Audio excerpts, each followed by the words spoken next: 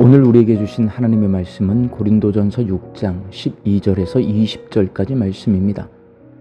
모든 것이 내게 가하나 다 유익한 것이 아니요 모든 것이 내게 가하나 내가 무엇에든지 얽매이지 아니하리라. 음식은 배를 위하여 있고 배는 음식을 위하여 있으나 하나님은 이것저것을 다 패하시느니라.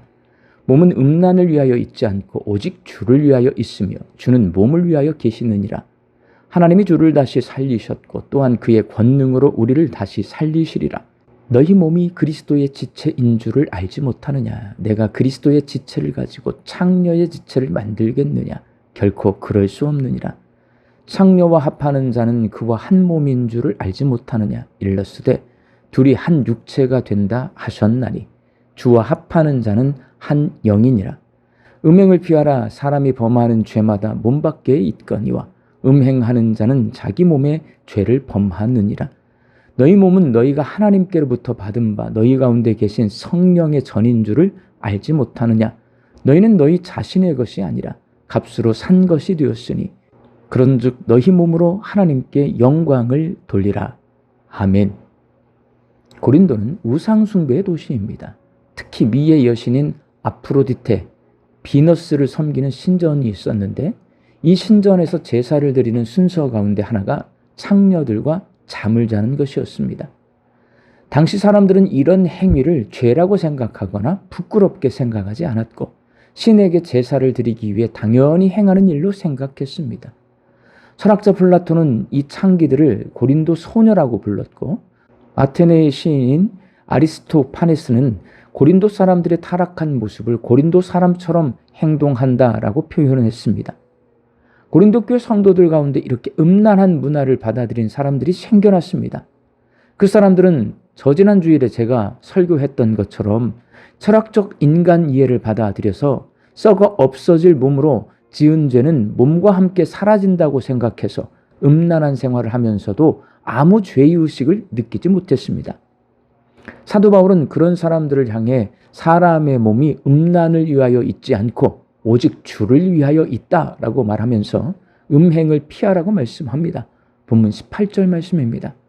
음행을 피하라. 사람이 범하는 죄마다 몸 밖에 있거니와 음행하는 자는 자기 몸에 죄를 범하느니라. 여기서 피하라는 말은 단순히 조심하라는 뜻이 아닙니다. 도망치라는 뜻입니다.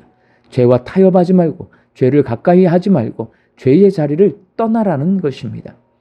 왜냐하면 음행은 단순한 실수가 아니라 하나님이 거하시는 몸을 더럽히는 죄이기 때문입니다. 바울은 음행하는 자는 자기 몸에 죄를 범하느니라 라고 말합니다. 몸은 아무렇게나 사용해도 되는 껍데기가 아닙니다. 하나님께서 거하시는 거룩한 성전입니다. 그렇다면 고린도 교회 성도들이 그리고 오늘 우리들이 음행을 피하려면 어떻게 해야 할까요? 내 몸이 내 것이 아니라는 것을 믿어야 합니다. 본문 19절 말씀입니다. 너희 몸은 너희가 하나님께로부터 받은 바 너희 가운데 계신 성령의 전인 줄을 알지 못하느냐? 너희는 너희 자신의 것이 아니라. 바울은 성도의 몸은 내 것이 아니라 하나님의 것이라고 말합니다. 왜 하나님의 것이냐면 예수님의 핏값으로 사셨기 때문입니다. 본문 20절 말씀입니다. 값으로 산 것이 되었으니 그런즉 너희 몸으로 하나님께 영광을 돌리라.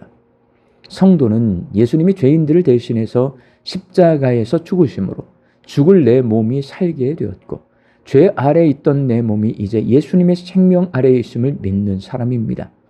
그러니 내 몸은 내 것이 아니라 이제 하나님의 것입니다.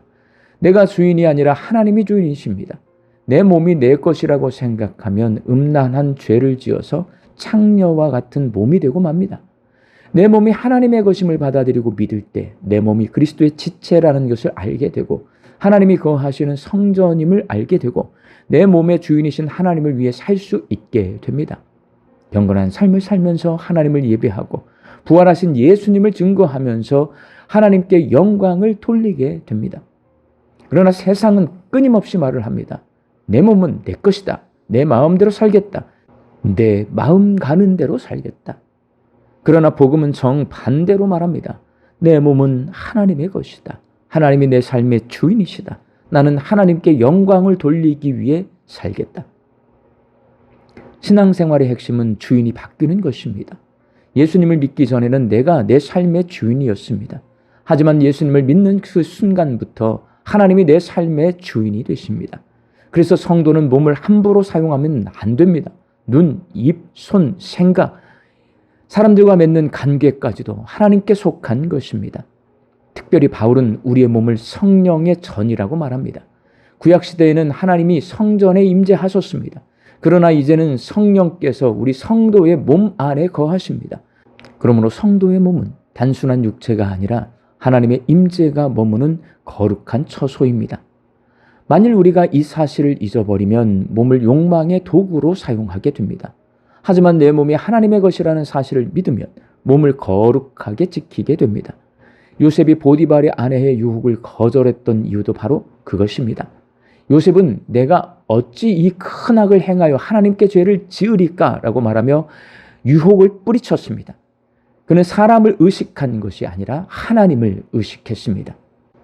자기 몸이 하나님 앞에 있다는 사실을 기억했던 것입니다. 사랑하는 광주 양림교회 성도 여러분, 음란한 세상에서 나를 지키기 위해서는 내 몸이 내 것이 아니라 하나님의 것임을 알고 믿어야 합니다. 내 몸이 내 것이라고 생각하면 음란을 죄라고 생각하지 않습니다. 내 몸은 내 것이니까 내 마음대로 할 수 있는 자유가 있다고 생각하기 때문입니다. 내가 주인이 되어 사는 사람은 죄의 길을 걸어가게 되어 있습니다. 예수님을 믿는 성도는 내 몸이 하나님의 것임을 알아야 하고 믿어야 합니다. 내 몸은 하나님이 만드셨고 예수님이 죽으심으로 내 몸을 거룩하게 해 주셨습니다. 그러니 주인이신 하나님의 뜻대로 내 몸을 사용해야 합니다. 하나님께서는 내 몸이 예수님의 지체가 되기를 원하십니다. 예수님의 지체가 되는 것은 예수님이 머리이신 교회 공동체의 구성원이 되는 것입니다. 그러니 교회 공동체에서 성도들과 함께 신앙생활을 잘 해야 합니다. 그리고 하나님은 내 몸이 성령 하나님이 거하시는 거룩한 집이 되기를 원하십니다. 그러니 성령 하나님을 모시고 거룩하고 경건하게 살아야 합니다. 우리 광주 양림교회 성도들이 예수님의 지체가 되고 거룩한 성전이 되어서 부활하신 예수님을 전하며 하나님께 영광을 올려드리며 사시기를 주의 이름으로 축원합니다. 함께 기도하겠습니다.